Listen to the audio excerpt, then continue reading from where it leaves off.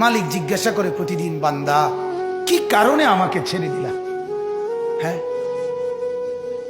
রাত 12টা বাজে তুমি ঘুমায় গেলা, মা ঘুমায় গেল, বাপ ঘুমায় গেল, বিবিও ঘুমায় গেছে, পাড়া পড়শি ঘুমায় গেছে। আল্লাহ বলেন, আমি তো ঘুমাই নাই বান্দা, আমিও তো ঘুমাই নাই। সারাদিনে আমিও তো জগৎটা পরিচালনা করছি, তবুও তো আমার কোনো ক্লান্তি নাই, আমি তো ঘুমাই নাই। কেন ঘুমাই নাই জানো বান্দা? রাতের 2টা বাজে যদি তোমার পেশাব করতে হয়, রাতের 3টা বাজে যদি তোমার দরজা খুলতে হয়, তখন যদি তোমাকে উঠতে হয়, আর আমি যদি ঘুমায় যাই বান্দা, তোমারে চোখ মেলে দিবে কে?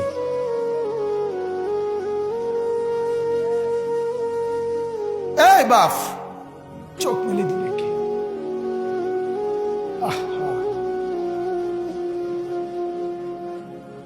আল্লাহ আমাদেরকে মাফ করে।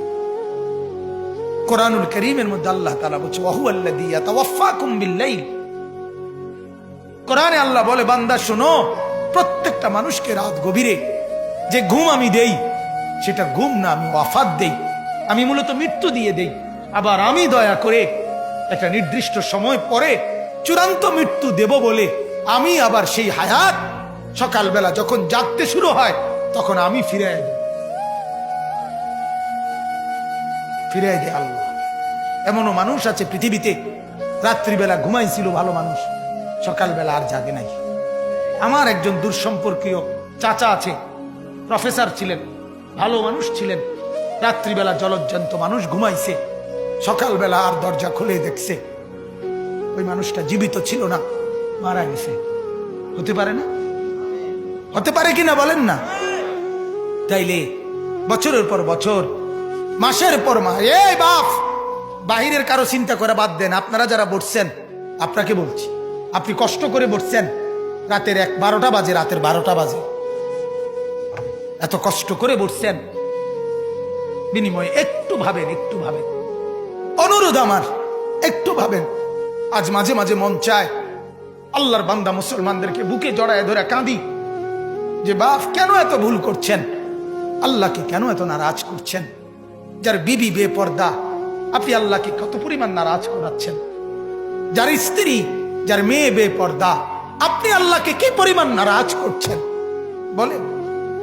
এক কুকুর মরলে, লাশ ফেলে রাখলে যেই দুর্গন্ধ ছড়ায়, সেই দুর্গন্ধে অল্প কিছু মানুষের কষ্ট হয় কিছুক্ষণ, কিন্তু এক নারী বেপর্দা হাঁটলে যে যুবকগুলোর চরিত্র নষ্ট হয়, সেই নারী এক মরা লাশওয়ালা কুত্তার চাইতেও বেশি দুর্গন্ধ ছড়ায়।